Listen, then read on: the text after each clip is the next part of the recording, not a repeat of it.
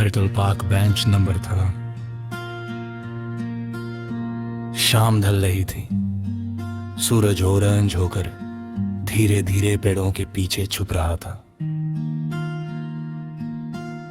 Park almost खाली था। सिर्फ कुछ बच्चे दूर झूलों पर खेल रहे थे।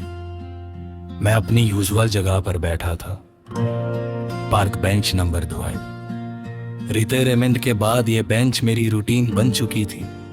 सुबह न्यूज़पेपर, शाम सनसेट। लाइफ सिंपल हो गई थी। थोड़ी सी दवाइयां, थोड़ी सी यादें। उस दिन हवा थोड़ी ठंडी थी, हाथ में हल्की सी कंपन रहती है। अब उम्र अपना असर दिखा ही देती है। तभी किसी ने धीरे से पूछा, ये सीट फ्री है? आवाज धीमी थी, पर दिल ने पहचान ली। मैंने ऊपर देखा, तुम। सफेद बाल नीटली बंधे हुए, नाजुक सी मुस्कान, आंखों के किनारे झुर्रियां, पर वो ही रोशनी। मेरे होंठों पर हल्की सी हंसी आ गई। तुम कब से परमिशन लेने लगी? तुम भी मुस्कुरा दी। आदत डाल ली है।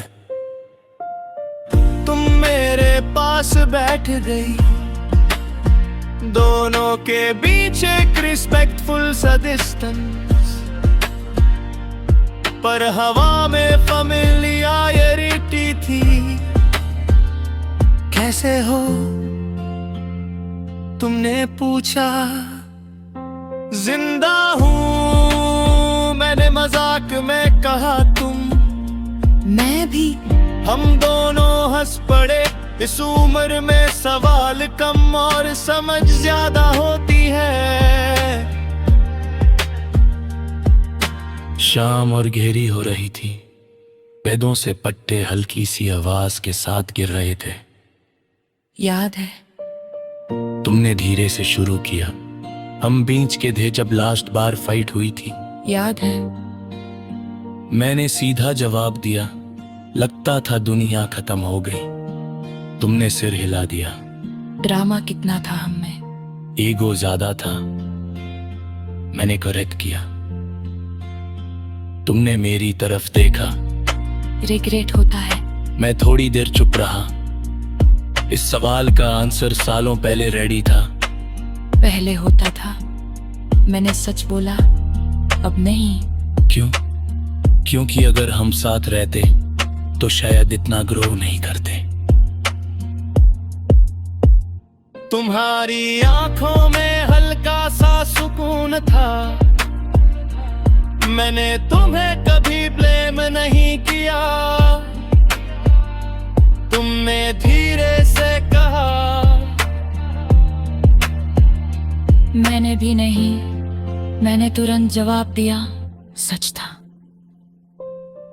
उम्र के साथ ब्लेम दिसल हो जाता है। बच्चे सेटल हो गए? मैंने पूछा। हाँ।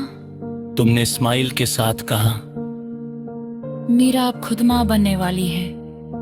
मुबारक हो। मैंने जेन्युइनली कहा।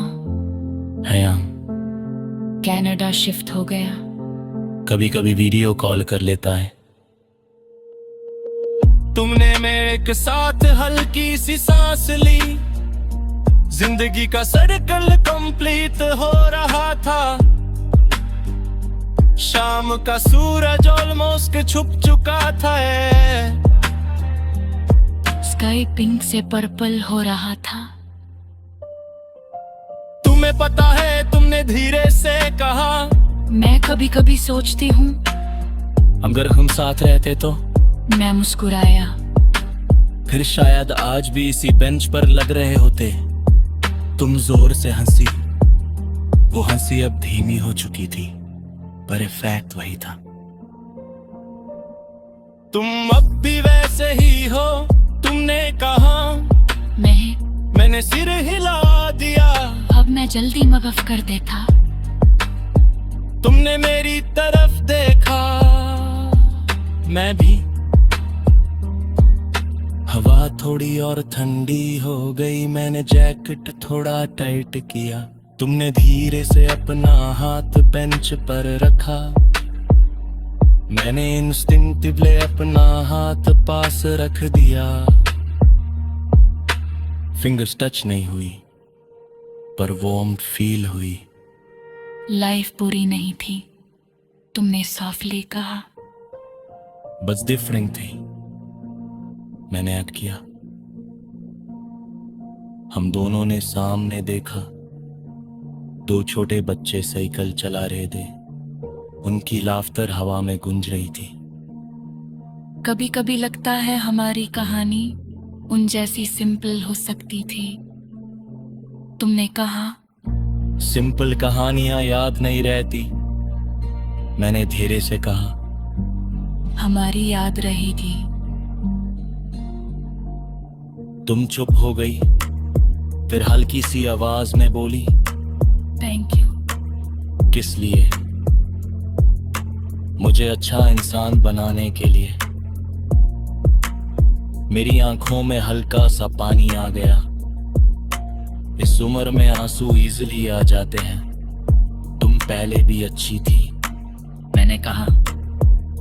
बस इम्पेशेंट। तुम भी, तुमने टीज किया। सनसेट खत्म हो गया, पार्क की लाइट्स जल गई। चलो। तुमने पूछा चलो। हम दोनों धीरे धीरे खड़े हुए, घुटन थोड़ी स्टिफ हो जाती है यहाँ। गेट तक साथ चले, वहां रुक कर तुमने कहा, शायद ये लास्ट बार हो तो। मैंने सिर हिला दिया। शायद इस बार कोई प्रॉमिस नहीं था, कोई फिर मिलेंगे नहीं। बस एक सॉफ्ट सा हग, वीक आर्म्स, स्ट्रॉन्ग हिस्टरी। फिर तुम ऑपोजिट डायरेक्शन में चल दी। मैं पीछे मुड़कर देखता रहा, पर इस बार दिल भारी नहीं था। बस एक हल्का सा ग्रेटिट्यूड था कि कहानी अधूरी नहीं थी, बस लंबी थी। मैं वापस बेंच नंबर 9 पर आया। रात हो चुकी थी, आसमान पर चांद और मैं मुस्कुरा।